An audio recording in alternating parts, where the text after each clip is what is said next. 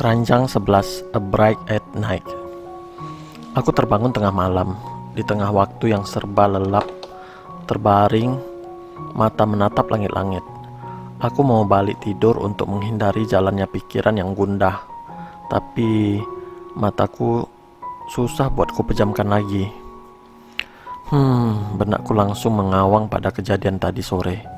Soal Erik, kado apel, perasaan yang dipenuhi kegagalan, mencintai dengan begitu susah payah tapi semuanya gagal.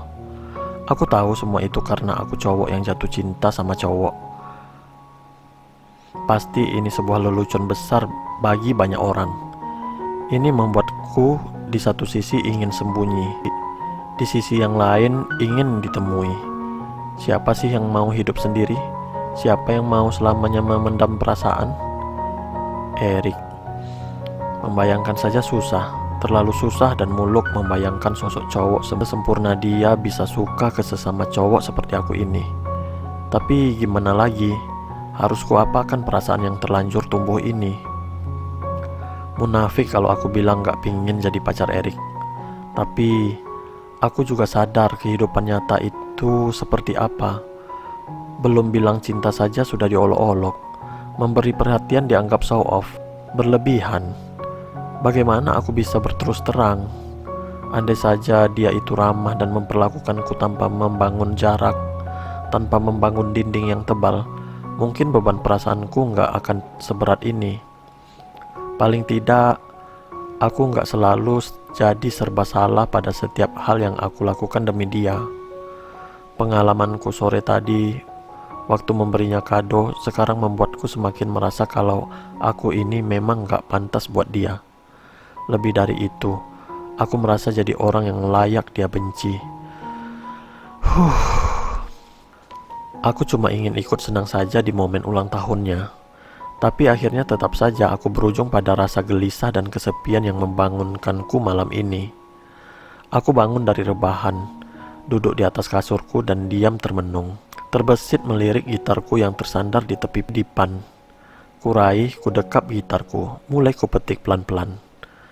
Denting-denting kecil di tengah heningnya kamar membalut rasa gelisah yang terasa sesak.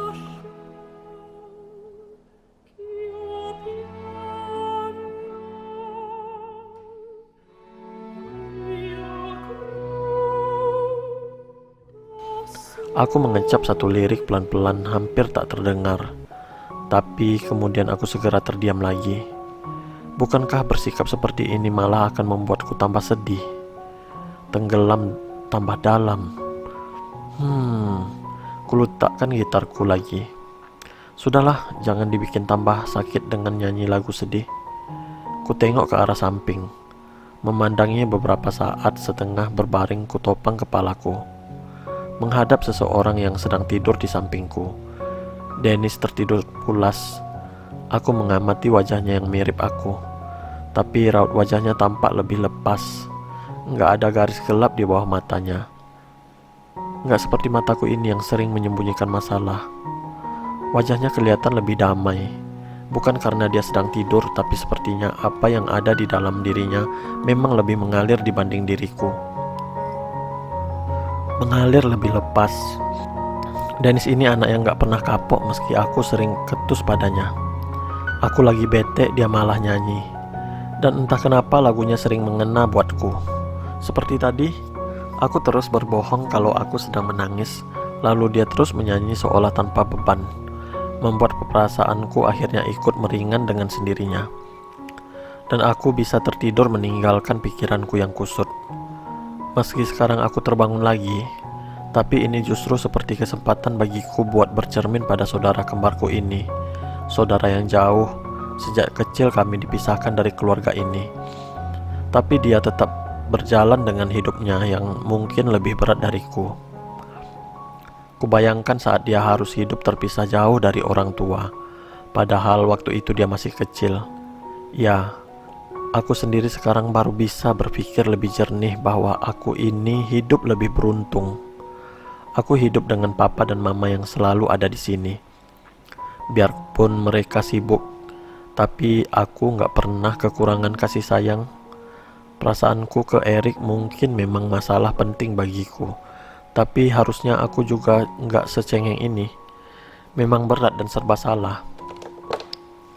Tapi aku nggak boleh lupa kalau aku masih punya kasih sayang lainnya yang dari orang-orang yang berharga dalam hidupku. Aku nggak boleh terbenam dengan rasa sedih seperti ini. Pelan-pelan kurubahkan wajahku ke sisi Dennis. Anak menyebalkan yang ada di dekatku ini sebenarnya adalah orang yang selalu mencoba mengerti diriku di saat orang lain nggak mau mengerti. Ya, saat satu orang gak suka padaku, aku harus ingat bahwa ada orang lain yang menyayangiku. Sudahlah, lepaskan saja beban hati dan pikiran yang kusut ini. Bebaskan diri dari rasa serba salah ini. Istirahat dan berharap saja esok pagi semua akan kembali baik. Malam, tolong antar aku lagi ke tidur yang lebih damai.